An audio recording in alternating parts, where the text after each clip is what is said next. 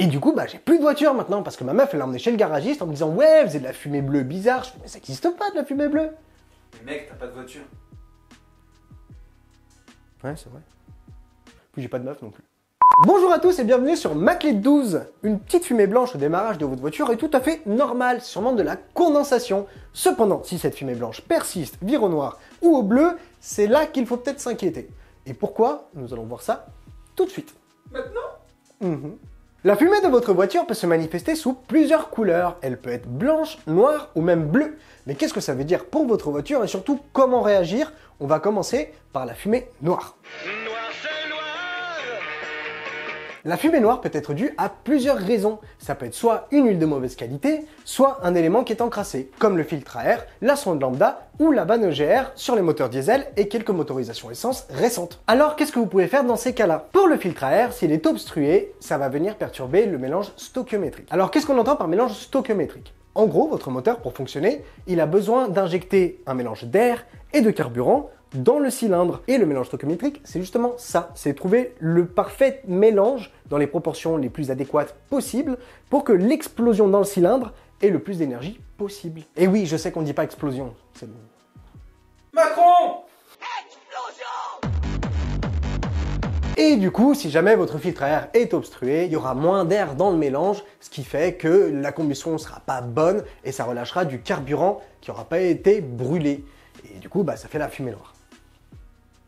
Et dans ces cas-là, il vous suffit simplement de changer le filtre à air. C'est une opération vraiment très simple, pas chère, et on a plein de tutos pour vous mettre en confiance et vous guider pas à pas sur plein de modèles de voitures. Allez voir. Sinon, ça peut également être la vanne EGR. Son rôle, c'est de récupérer tous les gaz qui n'ont pas été brûlés lors du processus de combustion, et au lieu de les relâcher, ce qui serait vraiment très polluant, ils les remettent dans le circuit pour les rebrûler une deuxième fois avant de les relâcher, pour réussir à relâcher des gaz plus propres. Et en gros, cette vanne EGR va finir par s'encrasser à force de faire son travail. Donc le clapet va rester ouvert et ça va relâcher tous les gaz polluants.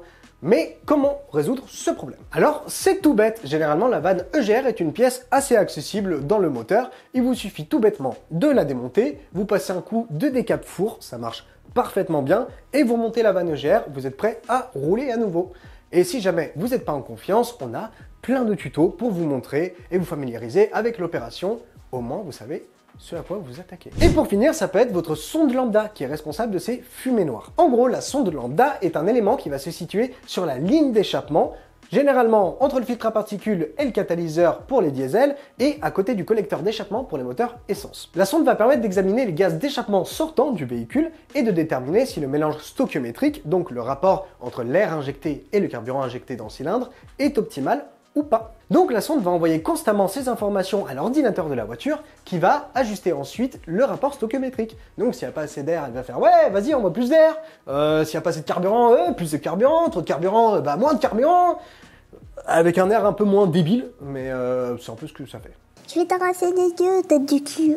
Et en gros, si la sonde est encrassée, elle va envoyer des mauvaises informations et du coup, on injectera peut-être trop de carburant, trop d'air, et du coup, ça va vous faire de la fumée noire. Ça va être n'importe quoi. Pour nettoyer la sonde, ça va dépendre énormément de votre véhicule et du modèle. Sur certains, elle est plus accessible que sur d'autres, donc dans le doute, demandez à votre mécanicien. Passons maintenant à la fumée blanche, et contrairement à ce qu'on pourrait croire, elle est beaucoup plus grave que la fumée noire. Qui l'eût cru? L'eût-tu cru? Ferme ta gueule! Je t'en supplie, ferme ta gueule! C'est vraiment pas nice. Si la fumée blanche est présente au démarrage de votre voiture, c'est normal, c'est soit de la condensation, s'il fait un peu froid, ou que le moteur est encore à froid, donc votre carburant ne va pas brûler entièrement, il va rejeter un peu d'eau, qui va se mélanger avec les gaz d'échappement, et ça va faire une fumée blanche. Mais c'est pas grave, elle va disparaître une fois que le moteur monte en température. Mais il se peut que la fumée blanche ne passe pas. En effet, une pompe à injection mal réglée, des bougies d'allumage ou des injecteurs encrassés vont venir provoquer une combustion incomplète du carburant, ce qui fait que ça va relâcher de la fumée blanche. Et encore, ces cas sont bénins. Votre voiture n'est pas vraiment en danger, vous avez le temps d'agir, il n'y a pas de souci. Cependant, si jamais cette fumée blanche est accompagnée d'une odeur sucrée, ça sent mauvais. En effet, cette odeur est souvent due à une fuite de liquide de refroidissement, à un problème dans le système de refroidissement, ou alors à une fissure dans le radiateur. Cependant, si l'odeur n'est pas sucrée mais âcre, écoutez-moi bien, je parle là 2 secondes. Je sais que je suis flou, c'est pas grave.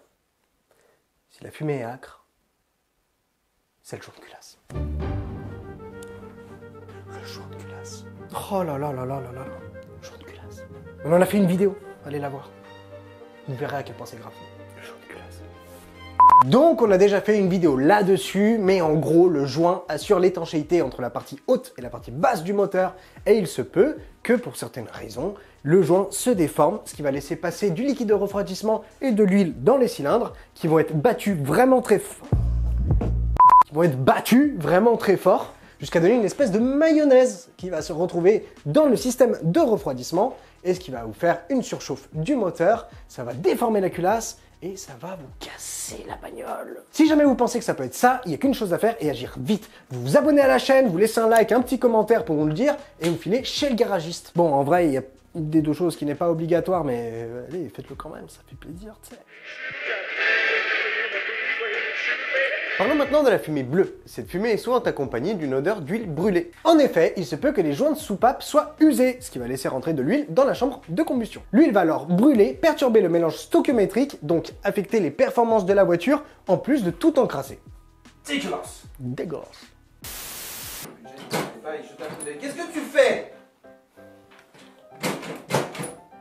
Elle démarre pas.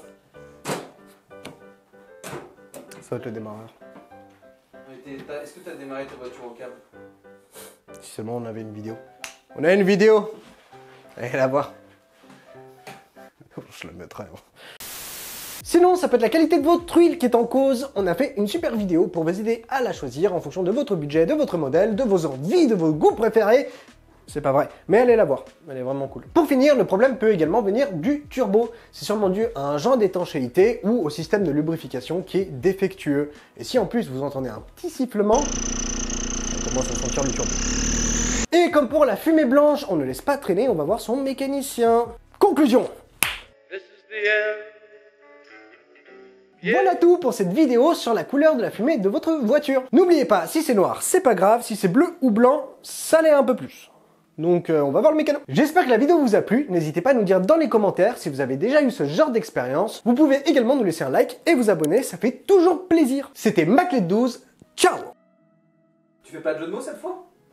Bof, non, je m'en fous. Je m'en fumais de voiture?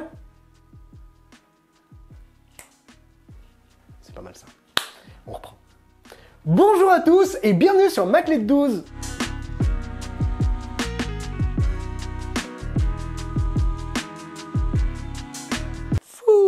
Fool me, go on and fool me, love me, say that you love me, leave me, say that you leave me, I could get money, but you. Bon, là je...